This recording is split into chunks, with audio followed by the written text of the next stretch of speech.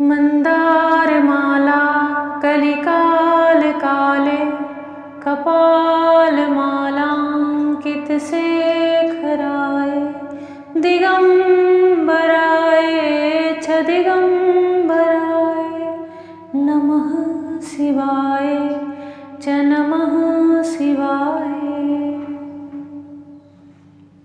महादेव माता पार्वती के चरणों में बारंबार नमस्कार, बारंबार प्रणाम। जय श्री कृष्णा मेरी सोल फैमिली, आध्यात्म आपके अपने चैनल पर आप सबका बहुत बहुत स्वागत है। पति पत्नी का अगर सबसे सीधा सरल आध्यात्मिक रूपरेखा उदाहरण देखी जाए तो महादेव और माता पार्वती, महादेव और माँ सती का देखा जाता है। हम उनके चरणों की वंदना करते हैं जिन्होंने अपने पत्नी को अर्धांगिनी बनाया, अपना आधा भाग दे दिया। वह परम पुरुष परमेश्वर अजन्मा महादेव, जिनकी एक झलक के लिए, जिनकी छवि की एक झलक के लिए, एक दर्शन के लिए बड़े बड़े योगी तपस्वी हजारों वर्षों की तपस्या करते हैं। वह करुणा निधान अपनी पत्नी से कितना प्रेम करते थे। सम्मान की अगर परिभाषा देखी जाए कि पत्नी का कितना सम्मान किया जाता है, तो सर्वप्रथम जो हमारे पूज्य देव हैं, आदि देव हैं, देवों के देव हैं, उन महादेव को देखना चाहिए। कभी भी कहीं भी हम उन कथा पुराण तो छोड़ दीजिए, हम उनकी कहीं तस्वीर भी देखते हैं तो कहीं भी माता पार्वती उनके चरणों में बैठी नहीं दिखाई देती। वह उनकी अर्धांगिनी है, उन्होंने अपना आधा भाग दिया है। और यही जो शिव शक्ति की ऊर्जा होती है, ये जब दोनों ऊर्जाएं एक होती हैं तो एक संपूर्ण व्यक्तित्व बनता है। जितना लाड दुलार महादेव अपनी पत्नी को करते हुए, अपनी प्रिया को करते हुए दिखाई देते हैं, शायद ही कोई और देवी देवता इस प्रकार की छवि में दिखते होंगे। परंतु वह परम योगी हैं, तपस्वी हैं, अघोरी हैं, अजन्मा है, हमारे आध्यात्म हैं, हमारे पथ प्रदर्शक हैं। परम भोग से परम योग की जितनी भी विवेचनाएं होती हैं वह सब महादेव में देखी जाती हैं। संसार के प्रत्येक सुख को अगर व्यक्ति चाहता है तो सर्वप्रथम सब उन्हीं की आराधना करने के लिए बोलते हैं, चाहे संतान हो, पत्नी हो, पति हो, धन वैभव हो, सब सीधे महादेव का ही रास्ता दिखाते हैं। जबकि वह खुद कैलाश पर रहते हैं, एक तपस्वी के भेष में, और जब देखो तो वह तपस्या में ही लीन रहते हैं, परंतु वह संसार को सुख देते हैं। अपनी पत्नी से बहुत प्रेम करते थे। महादेवी सती का देह त्याग का वृत्तांत जब नारद मुनि महादेव जी से कहते हैं और ये भी बताते हैं कि यज्ञ वेदी से जो रिभुओं ने उनके पार्षदों की सेना को मारकर भगा दिया था, तब उन्हें बड़ा क्रोध आया। महादेव अपनी क्रोधाग्नि से ही जल उठे और अपने प्राण प्रिया सती को खोने से उनके अंदर असहा इतना क्रोध, इतनी पीड़ा, इतनी वेदना, इतना चित्कार उठा कि वह स्वयं को भी नहीं संभाल सके। जितने भी पुराण और ग्रंथ हैं, अगर इन सब में किसी का वृत्तांत आता है कि पत्नी के खोने पे जो तांडव, जो भयंकर उत्पात महादेव ने किया था, शायद ही किसी ने किया होगा। प्रेम ऐसी ही चीज है। व्यक्ति जब प्रेम में होता है तो वह चाहे कोई भी हो, उसको खोने का जो भय होता है, जो पीड़ा होती है, वह असह्य होती है। उसकी आत्मा चित्कार उठती है। कुछ क्षण के लिए वह स्वयं को भूल जाता है कि मैं कौन हूँ, मैं स्वयंभू हूँ, मैं आदिदेव हूँ। सब कुछ भूल जाता है। श्रीमद् भागवत महापुराण का चतुर्थ स्कंद चल रहा है और इसमें देवी सती के प्राण त्याग के बाद, सती होने के बाद महादेव जी ने क्या किया, उनके क्रोध में उन्हीं के जटा से उत्पन्न हुए वीरभद्र ने वहां जाकर के कैसा तांडव मचाया, उसका वृत्तांत सुनिए। श्री मैत्रेय जी कहते हैं, महादेव जी ने जब देवर्षि नारद के मुख से सुना कि अपने पिता दक्ष से अपमानित होने के कारण देवी सती ने प्राण त्याग दिए हैं और उसकी यज्ञ वेदी से प्रकट हुए रिभुओं ने उनके पार्षदों की सेना को मार कर भगा दिया है, तब उन्हें बड़ा ही क्रोध हुआ।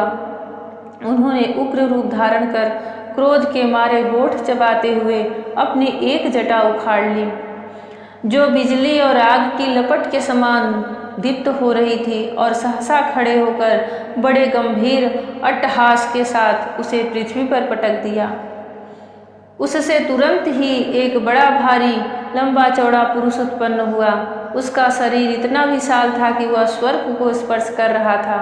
उसकी 1000 भुजाएं थीं, मेघ के समान श्याम वर्ण था, सूर्य के समान जलते हुए 3 नेत्र थे, विकराल दाढ़ें थी और अग्नि की ज्वालाओं के समान लाल लाल जटाएं थीं।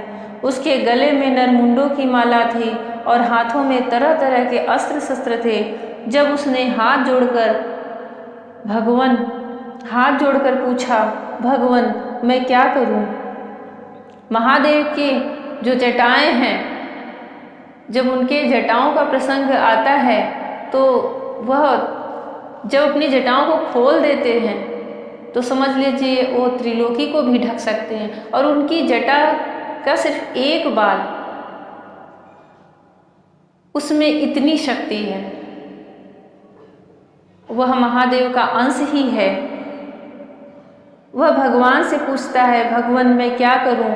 तो भगवान भूतनाथ ने कहा, वीर रुद्र तू मेरा अंश है, इसलिए मेरे पार्षदों का अधिनायक बनकर तू तुरंत ही जा और दक्ष तथा उसके यज्ञ को नष्ट कर दे।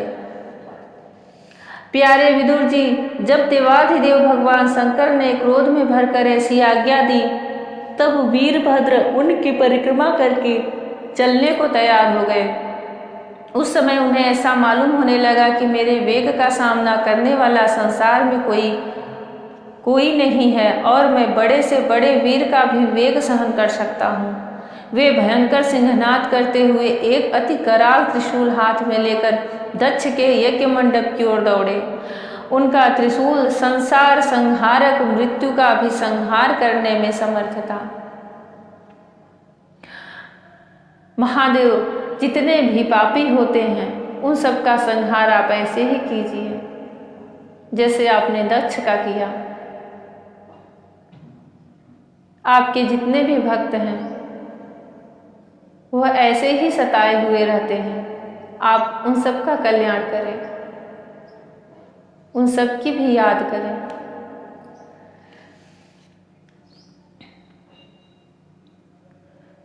भगवान रुद्र के और भी बहुत से सेवक गर्जना करते हुए उनके पीछे हो लिए। उस समय वीरभद्र के पैरों के नुपुराद आभूषण झनन झनन बजते जाते थे। इधर यज्ञशाला में बैठे हुए ऋत्युज, यजमान, सदस्य तथा अन्य ब्राह्मण और ब्राह्मणियों ने जब उत्तर दिशा की ओर धूल उड़ती देखी तब वे सोचने लगे, अरे यह अंधेरा सा कैसे होता आ रहा है, यह धूल कहाँ से छा गई। इस समय न तो आंधी ही चल रही है और न कहीं लुटेरे ही सुने जाते हैं, क्योंकि अपराधियों को कठोर दंड देने वाले राजा प्राचीन भर ही अभी जीवित हैं। अभी गौओं के आने का समय भी नहीं हुआ है, फिर यह धूल कहाँ से आई? क्या इसी समय संसार का प्रलय तो नहीं होने वाला है? तब दक्ष पत्नी प्रसूति एवं अन्य स्त्रियों ने व्याकुल होकर कहा, प्रजापति दक्ष ने अपनी सारी कन्याओं के सामने बेचारी निरपराधा सती का तिरस्कार किया था। मालूम होता है यह उसी पाप का फल है, अथवा हो न हो यह संहार मूर्ति भगवान रुद्र के अनादर का ही परिणाम है। प्रलय काल उपस्थित होने पर जिस समय वे अपने जटाजूट को बिखेर कर तथा शस्त्रास्त्रों से सुसज्जित अपनी भुजाओं को ध्वजाओं के समान फैलाकर तांडव नृत्य करते हैं, उस समय उनके त्रिशूल के फलों से दिग्गज बिंध जाते हैं तथा उनके मेघ गर्जन के समान भयंकर अट्टहास से दिशाएं विदीर्ण हो जाती हैं। उस समय उनका तेज असहा होता है। वे अपनी भौहें टेढ़ी करने के कारण बड़े दुर्धर्ष जान पड़ते हैं और उनकी विकराल डाढ़ों से तारागढ़ अस्त व्यस्त हो जाते हैं। उन क्रोध में भरे हुए भगवान शंकर को बार बार कुपित करने वाला पुरुष साक्षात विधाता ही क्यों न हो, क्या कभी उसका कल्याण हो सकता है। जय श्री हरि। जो लोग महात्मा दक्ष के यज्ञ में बैठे थे वे भय के कारण एक दूसरे की ओर कातर दृष्टि से निहारते हुए ऐसी ही तरह तरह की बातें कर रहे थे कि इतने में ही आकाश और पृथ्वी में सब ओर सहस्त्रों भयंकर उत्पात होने लगे। विदुर जी इसी समय दौड़कर आए हुए रुद्र सेवकों ने उस महान यज्ञ मंडप को सब ओर से घेर लिया। वे सब तरह तरह के अस्त्र शस्त्र लिए हुए थे। उनमें कोई बौने, कोई भूरे रंग के, कोई पीले और कोई मगर के समान पेट और मुख वाले थे।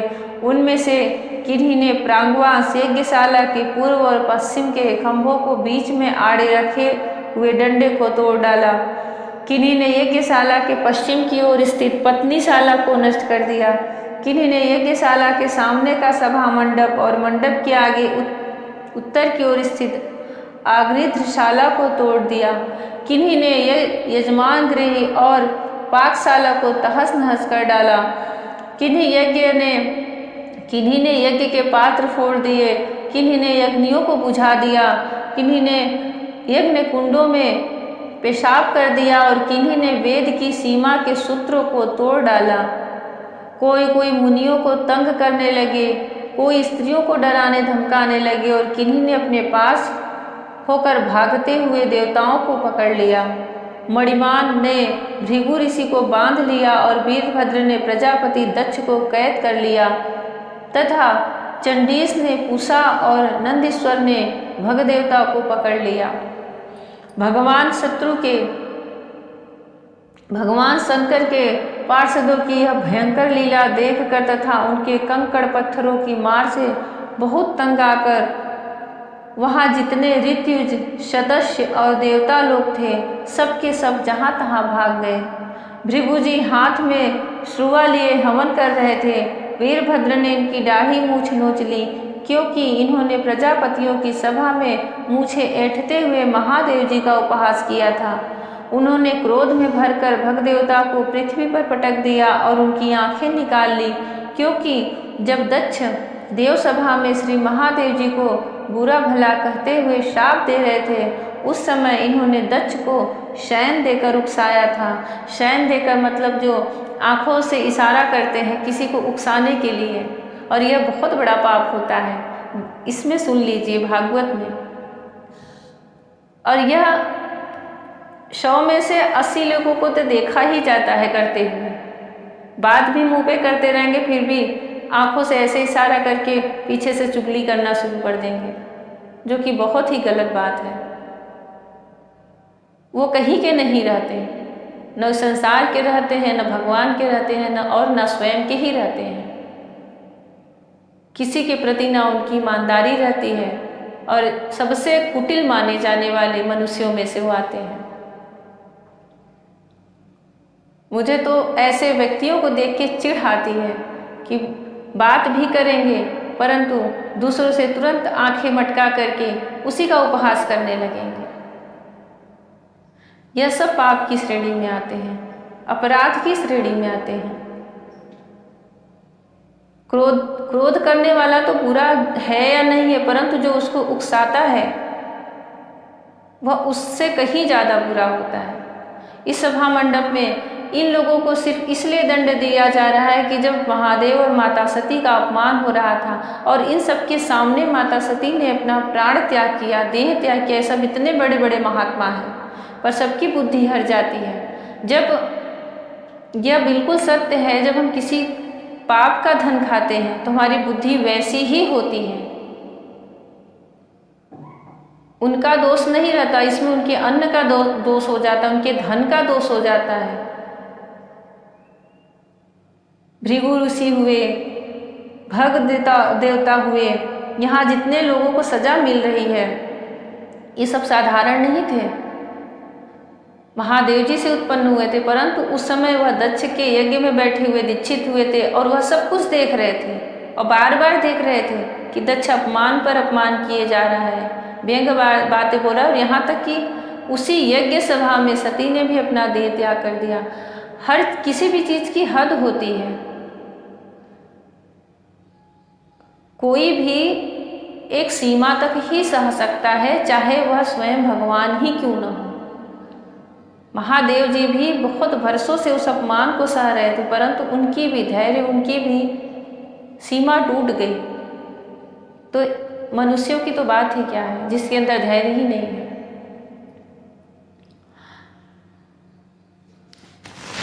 महाभारत में भी बिल्कुल ऐसी ही कथा है। भीष्म पितामह कितने ज्ञानी थे, धर्म के एक एक मर्म को वो जानते थे, सूक्ष्म से सूक्ष्म, बारीक से बारीक धर्म की जो शिक्षा होती है वह जानते थे। परंतु सिर्फ उस सभा में बैठने का उन्हें अपराध मिला था।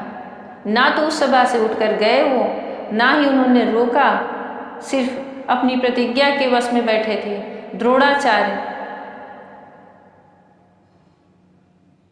जो जो उस सभा में वहां पर थे उन सबको दंडित किया गया था, चाहे वह कितने ही सगे प्रिय संबंधी थे। भगवान कृष्ण अर्जुन को यही बोलते, जब जितनी बार वह पीछे हटना चाहते तो भगवान का एक ही शब्द होता कि अर्जुन बाढ़ चलाओ। यह भी उसी सभा में थे जहाँ पर पांचाली का वस्त्र हरण हुआ था। भगवान कृष्ण द्रौपदी से कितना प्रेम करते थे, कितना उन्हें अपना मानते थे, यह तो प्रसंग ही अलग है। ऐसे नारायण को बारंबार प्रणाम है। जब कहीं कोई अपना नहीं दिखता तब वहाँ पर भगवान दिखते हैं, और भगवान में भी आपने महादेव को और नारायण को पकड़ लिया है तो फिर आपको किसी भी प्रकार की चिंता करने की, शोक करने की, व्याकुल होने की, अधीर होने की, दुखी होने की आवश्यकता ही नहीं रह जाती। वह न्याय करते ही हैं। फिर वह यह नहीं सामने देखते कि सामने वाला कितना धर्मज्ञ है, कितना ज्ञानी है और कभी मेरा भक्त भी रहा है। रावण तो महादेव का परम भक्त था, परंतु उसने पाप किया था माता सीता का हरण करके, तो महादेव कहाँ उसे बचाने आए। भगवान आशीर्वाद या वरदान देते हैं, परंतु उसमें यह भी है कि आप आशीर्वाद या वरदान लेकर के, चाहे आप कितने ही कठिन तपस्या करके उसे प्राप्त किए हो। रावण ने तो अपने 10 बार शीश काटे थे। महादेव उसे बहुत मानते भी थे, परम भक्त मानते थे, परंतु जब पाप आ जाएगा तो फिर कोई नहीं आपका साथ देगा, कोई भी नहीं देगा, भगवान स्वयं नहीं देंगे।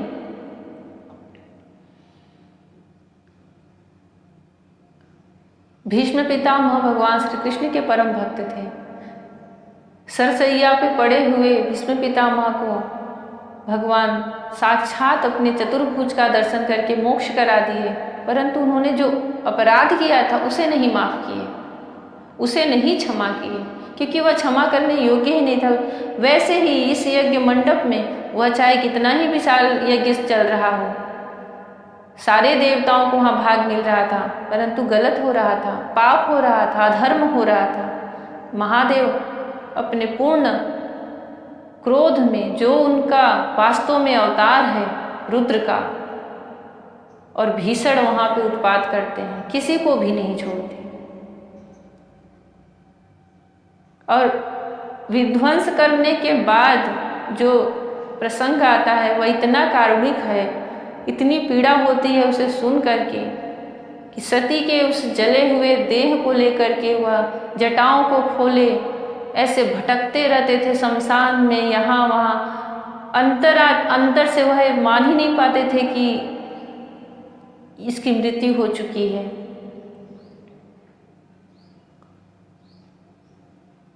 ऐसा सती से लगाव, ऐसा बंधन था। और उनको इस अवस्था से बाहर निकालने के लिए भगवान श्री हरि विष्णु ने सुदर्शन चक्र से माता सती के उस 100 के 52 टुकड़े किए थे।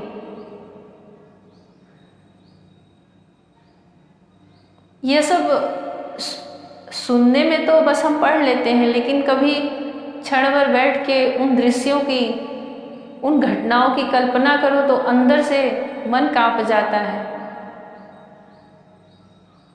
भगवान विष्णु को माता सती के 100 को सुदर्शन चक्र से काटना पड़ा महादेव को बाहर लाने के लिए, जिस भाव दशा में चले गए थे। और वही उनके टुकड़े जहाँ जहाँ गिरे हैं शक्तिपीठ हुई हैं। उनके देह के 100 के जो टुकड़े जहाँ जहाँ गिरे हैं इस धरती पर, वह आदि शक्ति शक्तिपीठ के नाम से पूजी जाती हैं। और जितनी सबको सिद्धियां मिलती हैं, शक्ति मिलती है, मनोकामना पूर्ण होती है, उन शक्तिपीठों से होती है। देवी की सब शक्तियां हैं वहां पर। जय श्री हरि। भगवान शंकर के पार्षदों की यह भयंकर लीला देखकर तथा उनके कंकड़ पत्थरों की मार से बहुत तंग आकर वहाँ जितने ऋत्विज सदस्य और देवता लोग थे सब के सब जहाँ तहाँ भाग गए। भृगु जी हाथ में श्रुवा लिए हवन कर रहे थे। वीरभद्र ने इनकी दाढ़ी मूछें नोच ली, क्योंकि इन्होंने प्रजापतियों की सभा में मुँह छेटते हुए महादेव जी का उपहास किया था। उन्होंने क्रोध में भरकर भग देवताओं को पृथ्वी पर पटक दिया और उनकी आंखें निकाल ली, क्योंकि जब देव सभा में श्री महादेव जी को बुरा भला कहते हुए दक्ष शाप दे रहे थे, उस समय इन्होंने दक्ष को सैन देकर उकसाया था। इसके पश्चात जैसे अनिरुद्ध की विवाह के समय बलराम जी ने कलिंगराज के दांत उखाड़े थे, उसी प्रकार उन्होंने पूषा के दांत तोड़ दिए, क्योंकि जब दक्ष ने महादेव जी को गालियां दी थी उस समय ये दांत दिखाकर हंसे थे।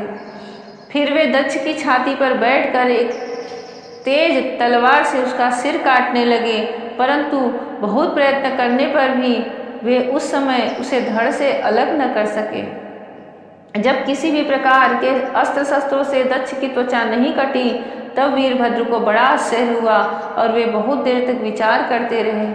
तब उन्होंने यज्ञ मंडप में यज्ञ पशुओं को जिस प्रकार मारा जाता था उसे देखकर उसी प्रकार दक्ष रूप उस यजमान पशु का सिर धड़ से अलग कर दिया।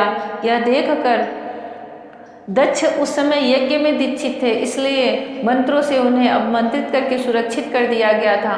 तलवार से गर्दन काटने पर उनका गर्दन नहीं कटा, उनके त्वचा में भी कहीं खरोच नहीं आई, क्योंकि उन्हें मंत्रों से सुरक्षित कर दिया गया था ताकि इन्हें कुछ न हो और यह जो 1000 वर्ष का यज्ञ प्रारंभ हुआ है वह पूर्ण हो, नारायण प्रसन्न हो।